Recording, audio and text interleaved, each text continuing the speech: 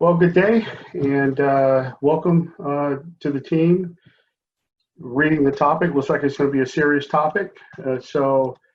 My name is Nate Russell. I'm the lead judge for this session, and I'm joined by Tom Fain, who is also a lead judge. I'm going to go through some introductions of all the judges, and then I'll ask the team members who are going to be presenting to just introduce yourselves.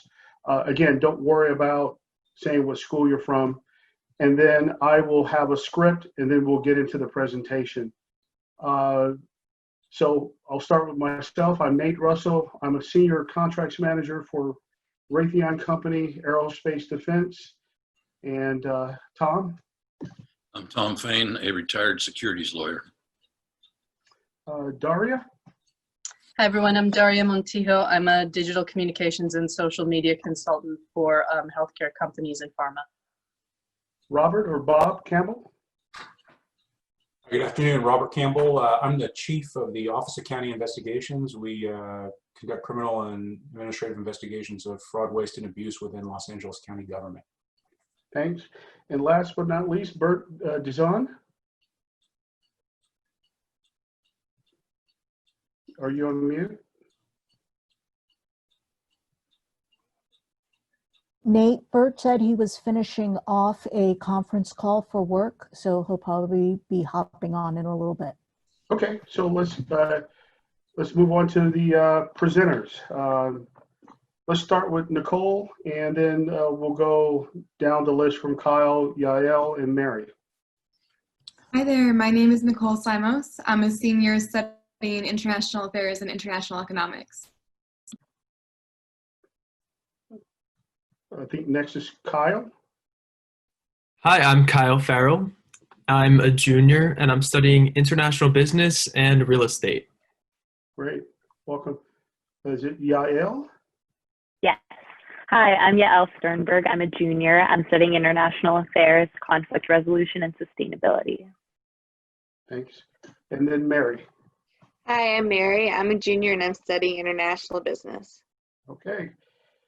So I'm going to read a prepared script as well. I am going to let you know that we're going to go 25 minutes and I'm going to time you. And then after that 25 minutes, we'll get into, still in character, we're going to be the board of the company you're pitching to, questions and answers. So bear with me for a second. In this part of the competition, you are taking on a fictional business identity and assigning a fictional business identity to the judges. Please make sure everyone knows who you are and who they are before you begin. You will have 25 minutes to describe the legal, financial, and ethical dimensions of the problem and to recommend a solution that passes muster on all three counts. During this time, teams will be uninterrupted. When you are finished, the judges will ask you questions for 10 to 15 minutes. During the Q&A, both you and the judges stay in character. After the Q&A, the judges will give you feedback outside of the role play. So, if you all are ready, let's begin. Somebody going to share the screen?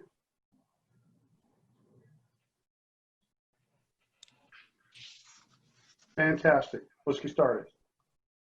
Okay, well, hello. It's very nice to be here today. I'm excited to introduce my colleagues from High Point Consulting, to both the board members here today from Titan and the board members here today from its subsidiary, Tanishq. My name is Nicole Simos. I am a financial consultant with High Point Consulting. My name is Yael Sternberg, and I'm a legal consultant with High Point. I'm Kyle Farrell, and I'll also be serving as a legal consultant for High Point. My name is Mary Argubright. I will be the ethics consultant.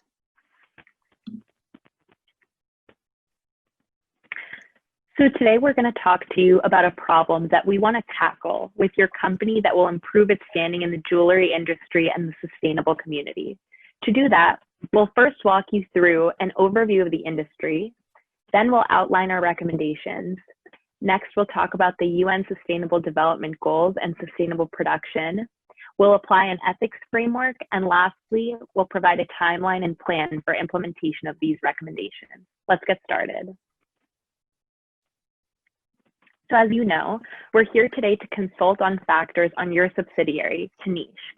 Specifically, we will focus on the launch of its sub-brand Riva, a diamond-focused wedding collection.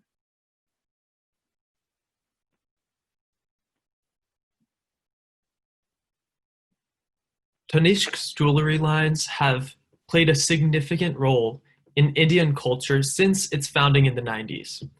Significant parts of Indian wedding culture and religion come along with the importance of gold jewelry. Now, Tanishq's wedding line, Riva, has become an important part of its up-and-coming business strategy to balance its modern and traditional jewelry lines. To break down why gold is so important to Indian women, we'll start out on the left, where we see the traditions involved. In South India especially, 22-karat gold carries auspiciousness that relates to good fortune, health, and other important factors involved in weddings. It's an important part of combining two families as one when a woman gets jewelry from the fathers of both families before her wedding. It's also often an important gift given during religious festivals to show good fortune and health to your family and friends.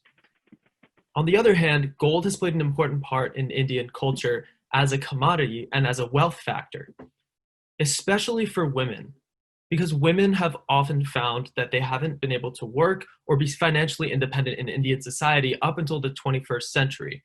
Before that, this gold jewelry acted as a valuable possession for these women and would often be stockpiled as they waited for floating exchange rates on gold to rise as an opportunity to sell their assets in gold and create an arbitrage opportunity. So on both sides, gold plays an incredibly important role in Indian society. But if you look deeper into gold and diamonds and the way that they're sourced, it really makes you wonder if the cultures that value gold so highly recognize the storyline behind it. Here we see the story of blood diamonds.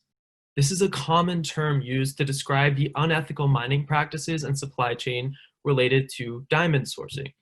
In this picture, we see miners in the Democratic Republic of the Congo who make very low wages and risk their lives every day to source gold for international conglomerate jewelry companies. You can see here some of the reasons that these mining practices are so unethical and why they're called blood diamonds in the first place. A lot of the money that comes out of this production sources militias and warfare, as well as terrorism. And within the labor department and human capital, there are often children working in these mines, fatal conditions, human rights abuses, and public health risks to the communities that rarely ever benefit from the sourcing of gold and jewelry in their towns. Now, we would hope that Tanishq and all of your products can escape unsustainable images and that they could be sourced in sustainable ways.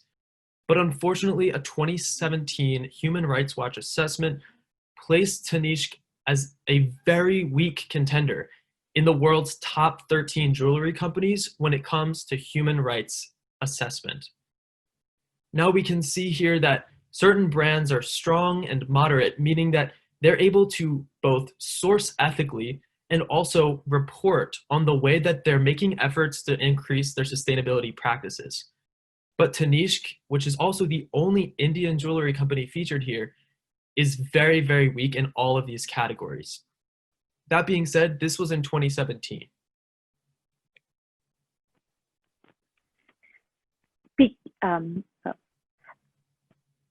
Because millennials account for the majority of today's wedding market, we need to focus on their demands, and what they're demanding is responsible production. Today's presentation not only takes into account legal, financial, and ethical aspects of this market, but also the UN Sustainability Goals. UN SDG number 12 is responsible consumption and production. What that means is ensuring a clean supply chain increasing the perception of good quality materials, protecting human rights, and being compliant with international policies.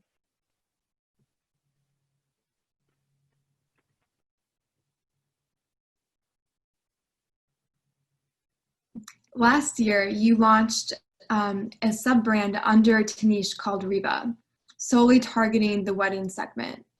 It also created prominent wedding zones through this sub-brand through many of its retail stores, with the aim of drawing customers and to communicate that Tanishq has a large wedding jewelry portfolio. It's very important to note here that the increase in wedding product selection directly translates to an increase in diamond use. Indeed, you projected a 48% increase in jewelry revenue from these diamond-heavy products alone.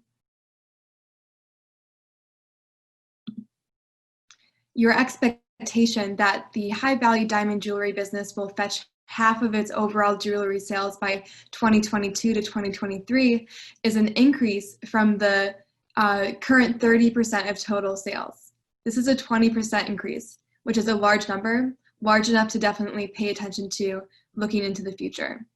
With such an increased dependency on the wedding diamond product line for total jewelry sales, Tanishq needs to make sure that they're aware of the consumer market that they're targeting.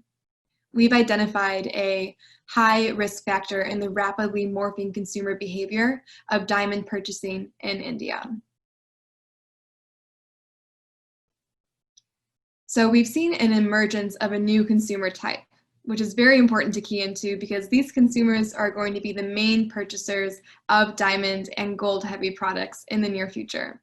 So these are called do-gooders, mostly comprised of millennials and Generation Z.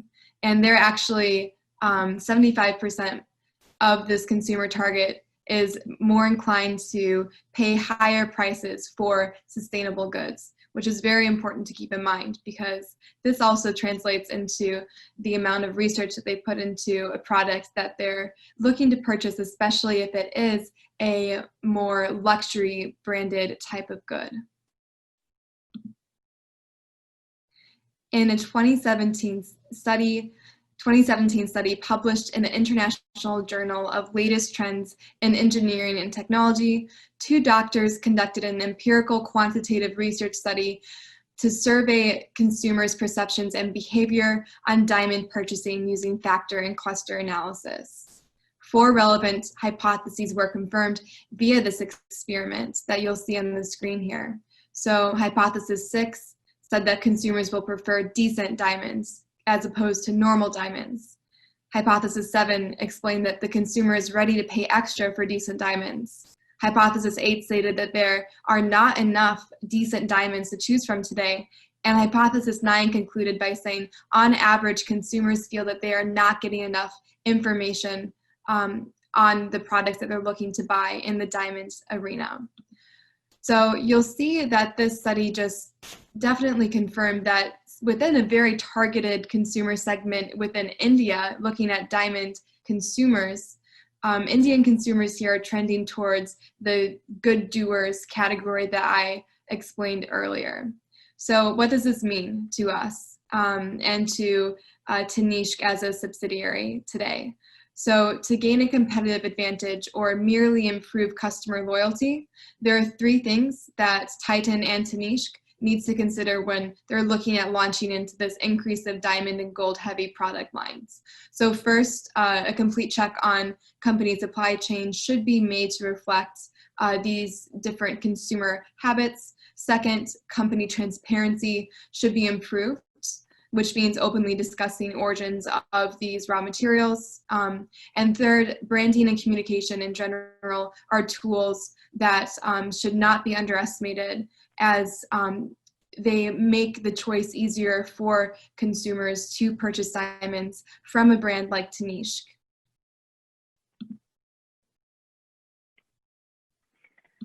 Tanishq, you have established your pledge by knowing what your customers want. Tanishq shows loyalty to its culture. We have the heritage factor, especially through cultural and traditional uses of gold, and consumers certainly see your quality. But in order to best ensure good quality, what Tanishq must do is make sure that it focuses on the human beings affected through its supply chain and make sure that they're taken care of. You're balancing quality, perfection, and heritage, and the people in your supply chain. And what you must do in order to ensure that quality is taking care of these people and making it known to who you're selling to.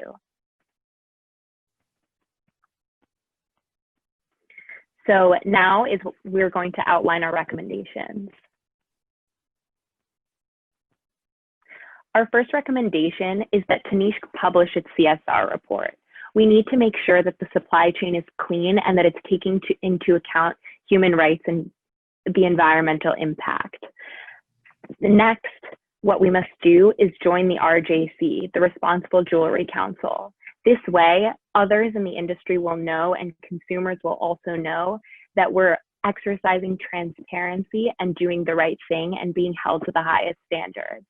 And last, we'll make this all known to everyone through a brand campaign, launching a marketing campaign to communicate transparency and the story behind our jewelry.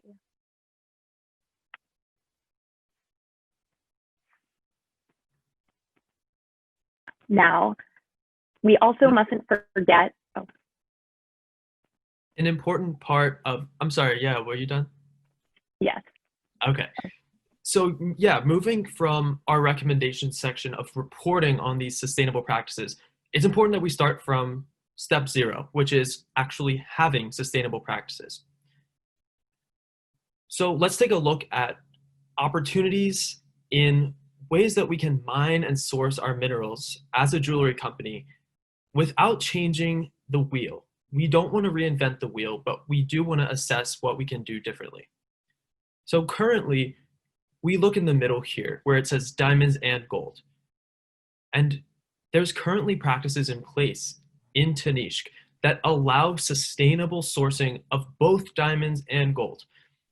There's an exchange program that you operate in all of your stores, over 300 locations around India, where you can source minerals like gold, diamonds, and other jewels from customers, pay them for it, and remanufacture those materials.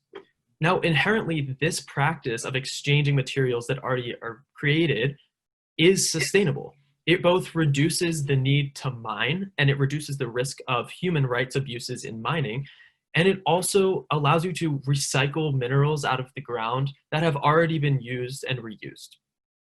Now, on the right side, we can see that there is an option for gold that Tanishq is already working with that we also think could be expanded as a sustainable practice. And that is the bullion market. The bullion market is the exchange of gold between certified banking institutions.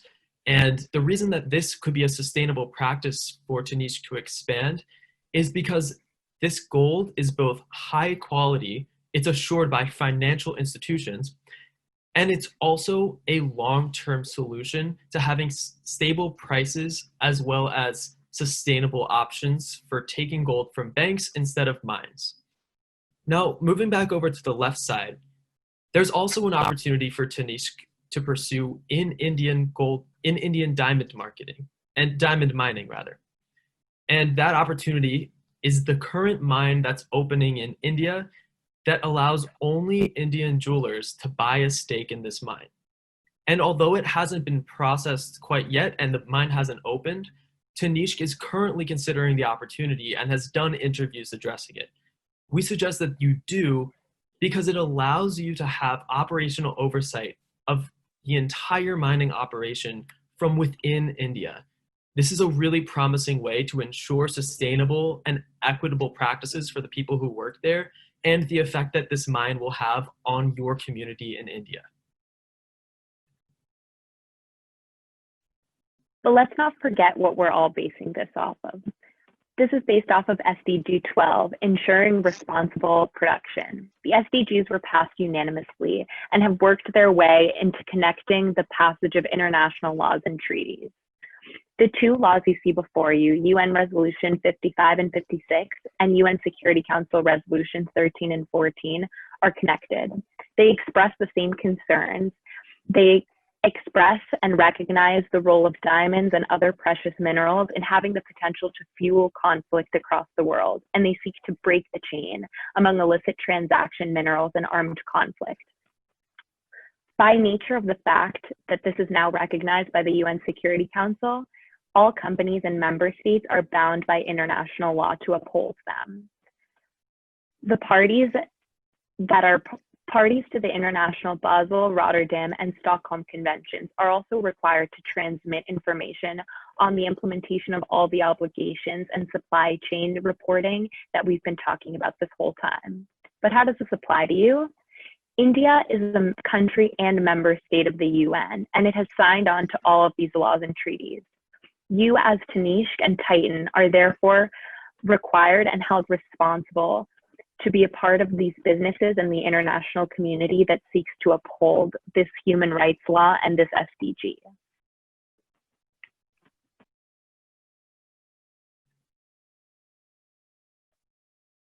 India has also enacted corporate social responsibilities laws of its own, which is really unique because a lot of companies see CSR reporting as an option to impress their stakeholders and customers, but in India, they've actually created laws around it. The problem here, and when we read deeply into this Companies Act of 2014, the CSR systems in place in India do not require companies to actually report the corporate social responsibility initiatives that they're taking. It does, however, require that these companies, the biggest companies rather, that earn over 5 billion rupees in net revenue every year, they all have to spend 2% of that revenue on corporate social responsibilities initiatives throughout the communities that they serve. Now, this is novel, and oftentimes governments don't enact things like this. But the problem here is that Tanishq is following this protocol and taking initiatives such as women's education, providing healthcare services for impoverished communities throughout India, and not letting their investors and customers know that. We think that this is a missing piece in the puzzle, where there are opportunities for Tanishq simply to report on the CSR actions they're taking to increase the value, quality, and sustainability of their products. Another advantage in doing this is that if Tanishq is the first mover in conducting CSR reporting to their investors and customers, they can take themselves a step above these 5 Indian competitor companies that we see here on the left. These companies had no ranking at all in the Human Rights Watch assessment that we discussed a little bit earlier in the presentation. They had no ranking because they simply didn't have data to give to Human Rights Watch to even assess the practices in place. Since Tanishq had access to that data and was able to give their reports to Human Rights Watch, it indicates that they also have an opportunity here to give that information to the public. As they improve the practices in place in their sourcing, in their sustainability efforts, they have an opportunity to be the only Indian jewelry competitor that releases this and finds a higher quality and a higher brand image as a result. Thank you, Kyle. I think you make a great point because while Indian competitors to Tanishq today don't do that reporting we were talking about within their CSR report, other non-Indian competitors have set new industry-wide standards that Tanishq should fall in line with and break the cycle. So while the slides above represented Tanishq's top Indian competitors, various international competitors have set these new industry standards for not only CSR activity investment, but CSR company reporting, which includes supply chain auditing and correction. A tainted or untraceable supply chain would easily ruin the luxury exclusivity of a brand like Tanishq. So if we see here on this slide, Tiffany & Co. is a great example of this non-Indian competitor that's setting new industry standards. You'll see that they actually have their own mine that they opened up in Canada Canada called the Diavik Mine, and they actually instituted their own cutting and polishing facility in Botswana. So another interesting aspect is that Tiffany also has high traceability and visibility direct to their consumer on their website. And this is very important because the consumer can go on their website and actually click on a product and track their where their product comes from because of Tiffany's high visibility of the mines and processing plants that they use or have created themselves. In 2019, there was a study published in the Harvard Business Review. It was found that in 90% of consumer packaged good categories, sustainably marketed products grew faster than their conventional counterparts. This is another very interesting indication that people are actually purchasing sustainable, and not just those with big budgets to throw around. It's important to keep in mind that consumers who are looking to invest in a luxury product like a diamond or gold-based jewelry item will be even more scrupulous from who they buy. And this might involve more research and care when choosing a brand. So the question is that we're trying to answer is, how can Tanishq capitalize on these new sustainable, friendly purchasing habits? If Tanishq implements our strategies, it provides them with a very unique opportunity to create a brand campaign that focuses on communicating to the consumer their product's high traceability and high integrity. We suggest implementing a variety of channels, including social media and SMS marketing channels. And this will just really cast a wide net to fully capture the attention of the Generation Z and millennial audience that is out there looking to purchase our products. As Nicole just showed us with Tiffany & Company, ethical sourcing is possible. When defining ethical sourcing, there are a number of frameworks and guidelines we can use.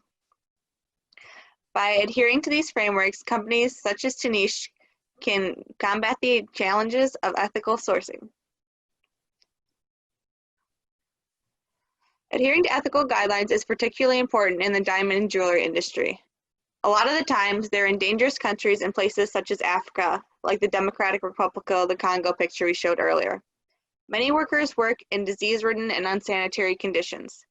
A lot of political regimes in these countries also exploit workers, and that also means they're not above child labor or environmental damage. In response to all these dangerous working conditions and problems, a lot of initiatives have been taken around the globe. The Responsible Jewelry Council is a coalition of jewelry companies around the world that adhere to strict guidelines and an extensive audit process. They send staff to your company to help you do this audit process and make sure they are all up to the Code of Practices, which is their standard committed to protecting human rights. The UN Global Compact is not unique to the jewelry industry, but for all companies. Its guidelines, however, can be transferred easily into the jewelry industry and applied to Tanishq's products. The Trust Chain Initiative is a new initiative created to try to use blockchain technology to track diamonds and gold.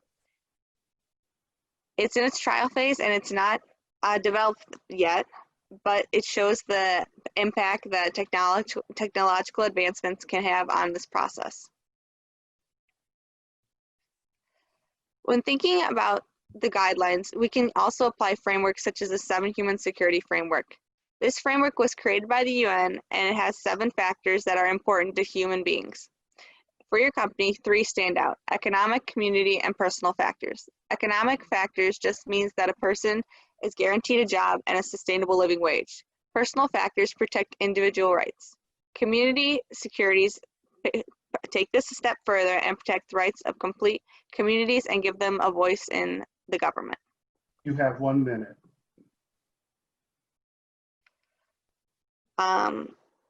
So we created a 4-step process to try to help you guys understand this framework. So the first is maintain high standards, and that just means that we're trying to put your company as best they can. And this goes back to even the recommendations. The recommendations can be used with the CSR reporting. This helps maintain highest standards. It makes workers feel empowered, which is our step 4. For do no harm, it normally applies to medical practices, but for this, we just want you to be sustainably aware and know what your company is doing and who is involved. And then for our third step, protecting human rights, we want to make sure that your company looks out for the individuals it works with and tries to make it as sustainable and ethical as possible.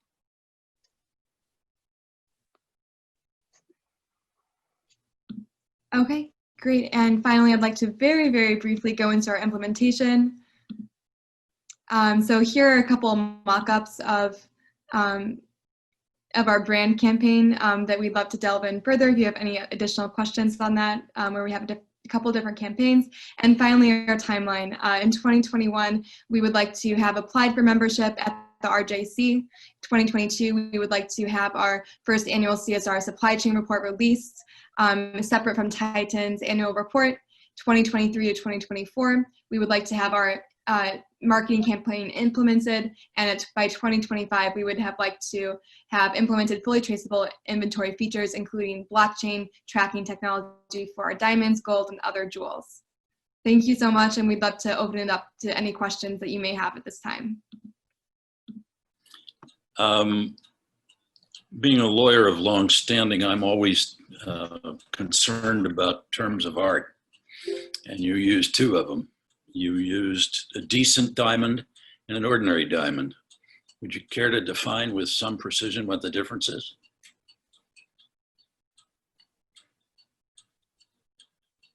I'm sorry, do you mind repeating the question? I think you cut out a little bit on my end.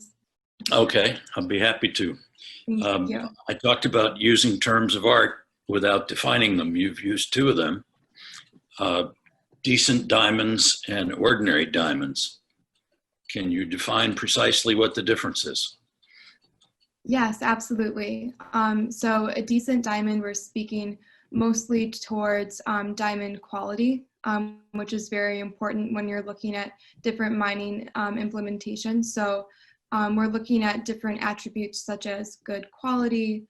We're looking at different levels of clarity in these diamonds. But when we use the term a decent diamond, we're looking also towards different characteristics such as its mining processes throughout the supply chain, different levels of impact from its traceability in different areas that it may or may not have passed through, and different people it may have had a negative or positive effect, which would definitely alter our definition of the same. I don't know if anyone from my team would like to jump in and give some more details on that. Well, let me polish the question a little bit before you do that. Is it your position that a decent diamond came from parents that are well-known and well-respected, and an ordinary diamond came from who knows? Is that the difference? The sourcing actually does have a little bit to do with it in terms of pricing, but the different characteristics that a lot of jewelry customers and jewelry aficionados look for are the cut, the process of extraction, the purity of the color, and things of that nature. So for companies like Tanishq, when they're producing really high amounts of diamond jewelry at this point, they'll have to divide the diamonds that will be used in mass, where a bracelet might have 50 tiny diamonds with different cuts, different colors, and slight variations, as opposed to the ones that they put a really high price tag on. And a big part of millennial consumption now is that a lot of millennials are looking for less, but at a higher quality, with this perfect cut, perfect color. And as a result, part of that quality is now also about the sustainable practices in sourcing it. Thank you. Okay. I'd like to give the floor to Bert. Welcome, Bert. I wasn't able to introduce you. Do you have any questions? Yeah. You know, in your presentation discussing that the millennial aspect of this in terms of market share, I mean, how changing our processes to be more in line for a specific demographic, such as millennials and Gen Xers. Where is our, I don't seem to believe that I caught where our current market share is in that particular demographic, as well as, you know, balancing the cost-wise of moving towards these new things to target that, but would not most of our current revenue be coming from a different demographic outside of that?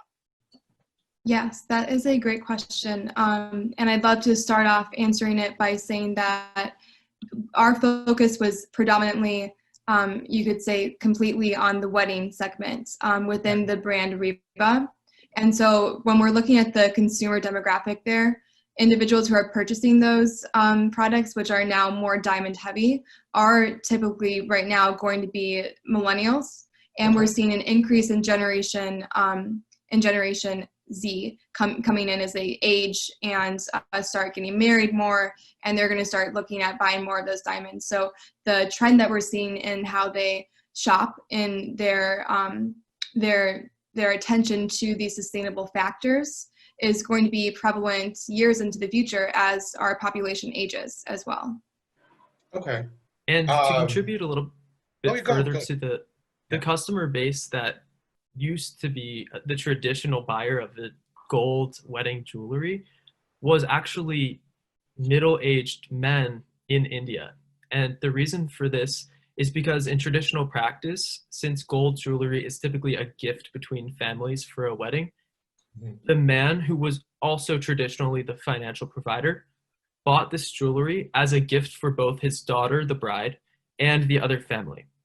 And as a result, Tanishq found themselves marketing to middle-aged men who wouldn't be buying the jewelry, who were also looking for, or who wouldn't be wearing it rather, and who were also looking for the best possible price. Nowadays, though, there are a lot of reports that we've read that show that women now have a lot more financial independence in India, and as a result, they aren't being handed Tanishq's jewelry from their fathers the way that they used to. Okay. And is this a focus on predominantly India, or is this in terms of the market share or the demographics, is that focused solely on India, or is it more of an international demographic? Tanishq in general focuses on Indian customers, and the reason for that is because it's a conglomerate of several Indian suppliers, all of whom have different craftsmanship and different sourcing. And part of the reason actually that it's become difficult for them to report on their practices is because their entire network is distributed across India. Those who make the jewels might be in 2 different parts of the country and sell on the Tanishq platform. And if you don't mind me adding on to that answer, I'd also like to say, while Kyle focused on the suppliers and more factors of the supply chain, as from a consumer perspective, Tanishq also caters to lots of Eastern consumers. So in the Middle East, lots of people are interested in their products, and other Asian countries as well. So, but it is an international company. Okay. Perfect, thanks. I think that's all I have for right now. Okay. Okay. Daria? Hi, thank you, High Point team. So this, there's obviously a lot of changes that you're proposing, from actualizing the way that we're sourcing materials all the way up through the supply chain to, point of sale and marketing. Your timeline outlines about 5 years, which seems really aggressive in terms of those very deep changes. So I'm curious that your thoughts on whether or not that's realistic, and also the different costs that would be incurred to not only be able to report out on these changes, but also to make the changes themselves, the traceability, the supply chain, ensuring compliance, maybe even fixing some of those sourcing challenges. So any thoughts that you have on that? I'd like to start with our reasoning for doing so, and then I think Nicole and our other team members might be fit to talk about the costs in place and the other details. But the main reason when we were discussing this timeline that we started so early is because there are actually practices in place between 2017 and today that Tanishq seems to be moving in a direction of sustainable sourcing. And we wanted to put steps 1 and 2 in the next couple years not to be major changes in their operations, but major steps in getting the opportunity to report on them.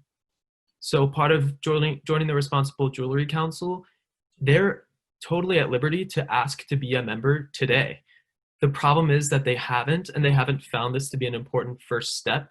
So we wanted them to start in that direction and move later on into in-house operations like their marketing campaign.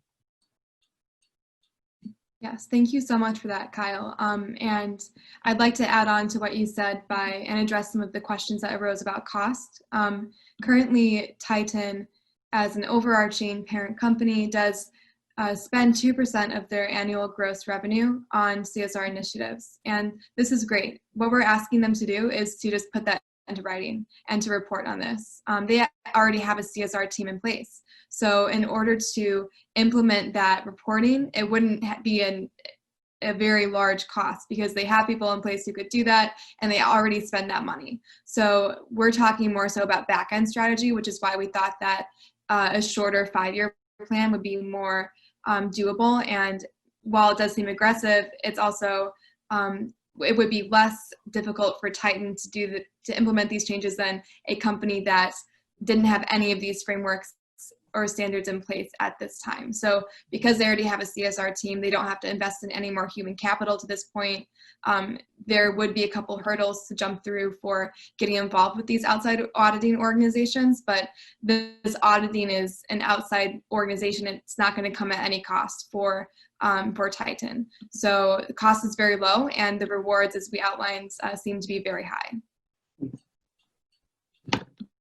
Robert?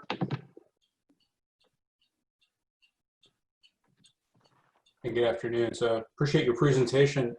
Just to follow up on the last question a little bit more. So I understand you say some of the implementation steps are not going to carry a substantial cost with them, but what about the supply chain and the actual materials costs? I mean, I guess I'd like to know a little bit more about what you've looked at in terms of the potential impact on our bottom line numbers in acquiring these materials only from sustainable or certified mines, and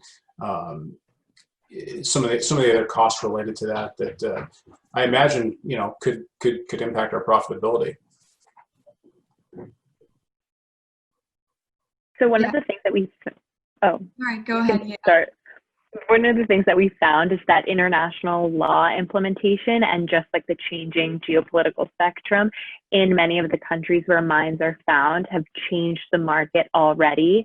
So now that like civil wars have died down in certain areas that used to exploit workers and then attempts to sell diamonds and gold at a cheaper price haven't been as profitable anymore because the United Nations and the World Health Organization and other just bodies have been cracking down on them. So we know that there's a bigger market now for companies like Tanishq to purchase from ethical mining sources. And then Nicole, if you want to continue. Yes, thank you so much. To add on to Yael's answer, I'd also like to outline a more macro-minded cost-benefit view. So right now, according to the World Gold Council, marriage celebrations actually generate 50% of annual gold demand within India, which is a really substantial number. So Riva, as you know, you launched that brand in 2017, and it's been performing very well. So as we're looking at continuing to capture this market, like Yael said, the cost would not be very high to procure these diamonds, and you're already implementing gold initiatives for mining these minerals sustainably and recycling the same. So it would not be very difficult to continue to keep your costs at a lower range in order to reap that benefit of a larger market that can be and hopefully will be captured.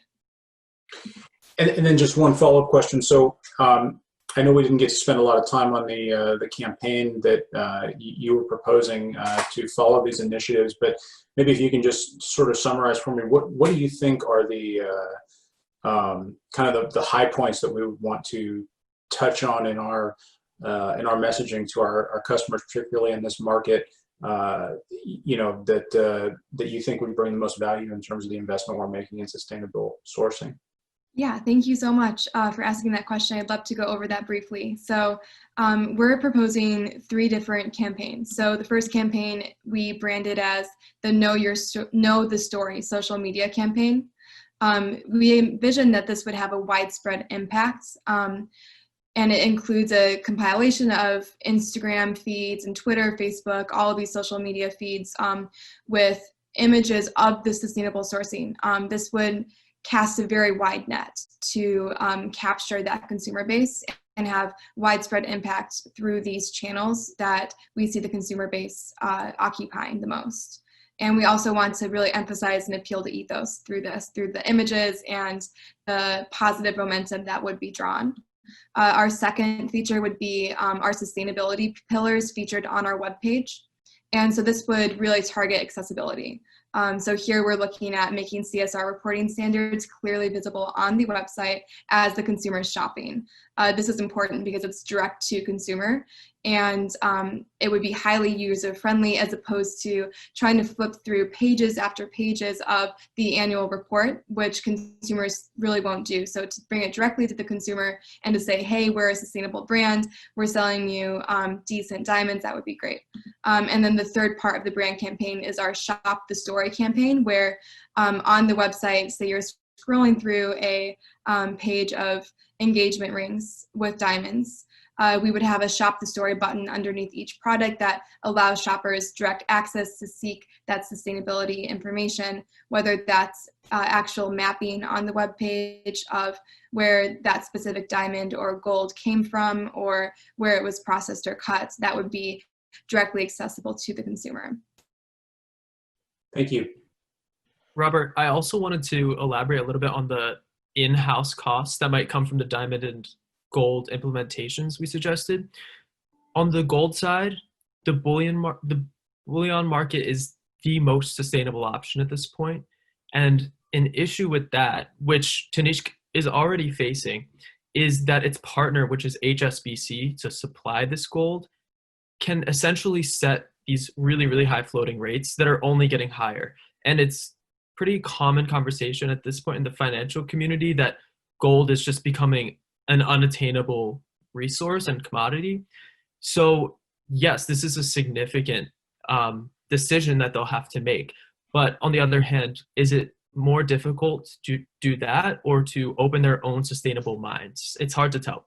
And the diamond side, the most expensive cost of doing this new initiative in Indian diamond mining is that they have to buy the plot of land, which is relatively reasonable. The rates are going around $3 billion per company, which is a lot of land and a very promising yield. But the exploration costs would then come on top of that. So it's not necessarily an affordable process today, but the hopes that Tanishq can be the inheritor of this absolutely massive gold and diamond source throughout the world is a very promising solution, and it plays directly into their sustainability action. Okay. Were you?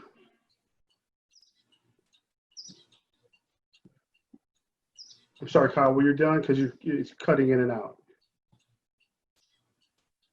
Yeah, I finished what I was saying. Okay. Any other questions, Dario? Do you have anything? I just want to make sure everybody is good. You good? Okay. All right, deep breath. Let's break character for a sec. And let's go through some feedback. I'll go first. I don't have any questions in character, so I'll go first. I really enjoyed the presentation. Great charts. I think really big subject. So you guys took on a lot. One question I have: there was a chart that had a breakout, a pie chart of millennials, and it had two categories, and one was called do-gooders. Was that did you guys come up with that term, or was that some term that you saw? Yes, so I would love to take this question. If you remember, and I'm sorry we can't have this up right now, but on the next slide, it was actually talking about a research study that was introduced based on some empirical findings. And that term do-gooders came from that study, where it was a specific scientific study within the Indian market, even further narrowed down of Indian diamond consumers. So the do-gooder segment was found from there, and we just kind of carried it on throughout the presentation as we broke down those statistics about how millennials and Generation Z are willing to pay more for sustainably sourced items. Okay, great. So thanks for taking that thread for me. So my two things is you know, being in business, the first thing we want to kind of look at is what's the cost, and since you guys were really focusing on millennials and their buying behaviors and what they want, I think I saw 70% of millennials say sourcing is important. It would have been good for me to know what's the risk of not changing. What are there any examples out there that show me if I continue to go down the path that I'm on? Because I didn't see anything as a business person for Tanishq to compel me to do anything different. And so what's the compelling thing that says if you continue to go on this course, studies show that these guys, you'll lose this market, and this is your largest growing market over the next 5 years.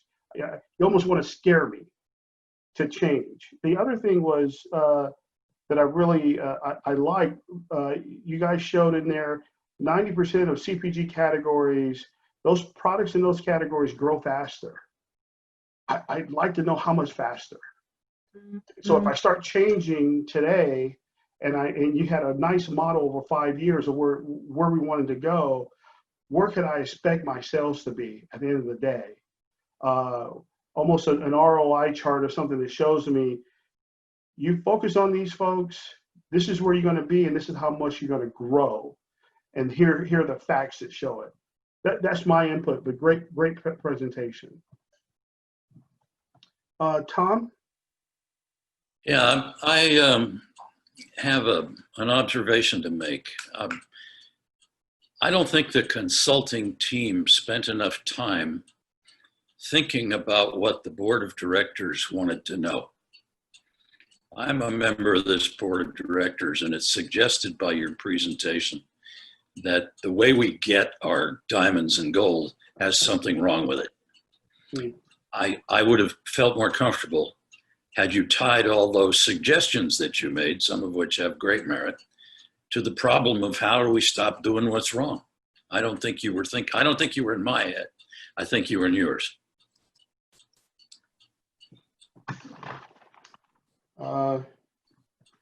Daria?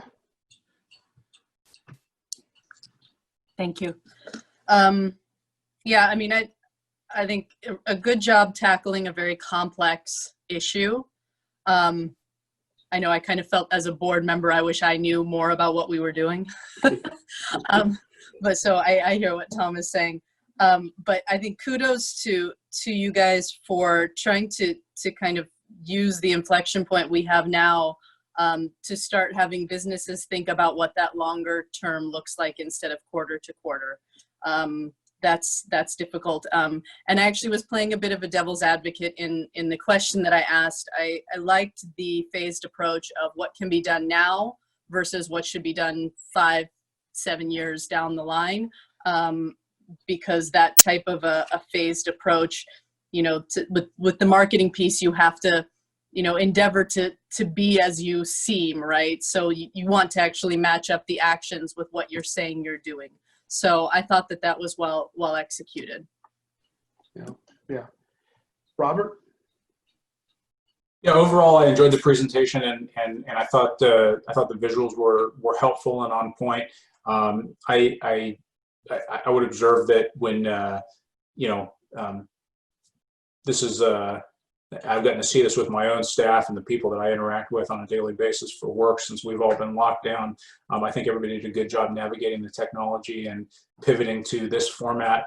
I will say one thing as a board member listening to the conversation that I don't know if scared is the right word, but it did surprise me a little bit.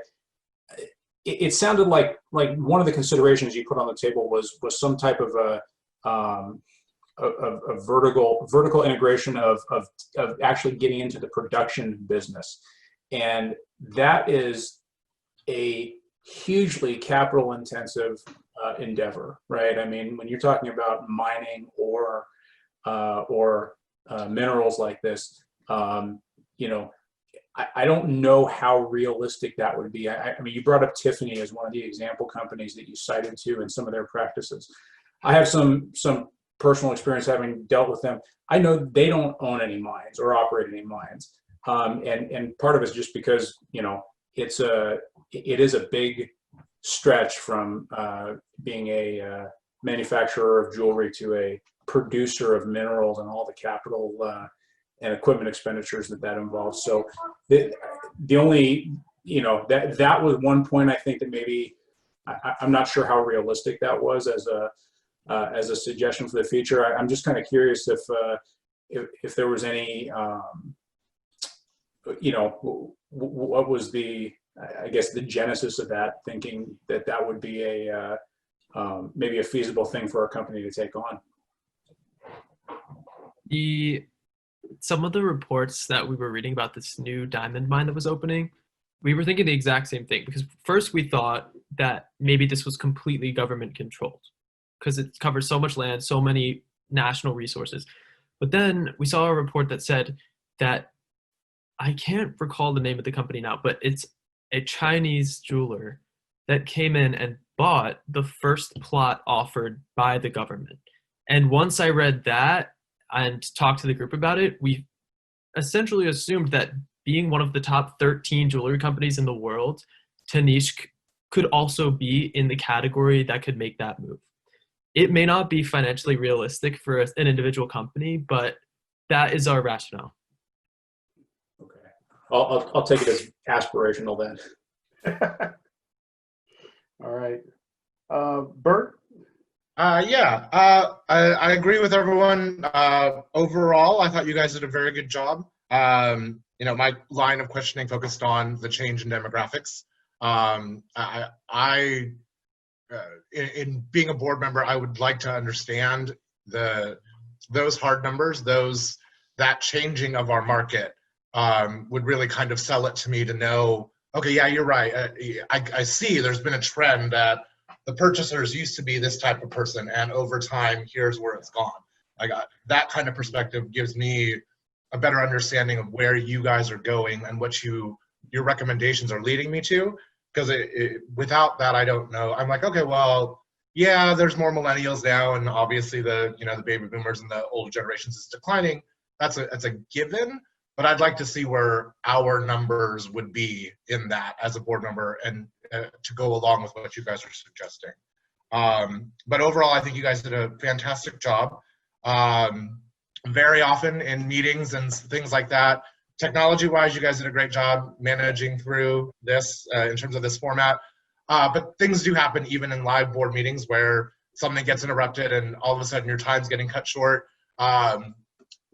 Just be wary of that have a game plan or a plan B in terms of, oh shoot, now we need to truncate this information.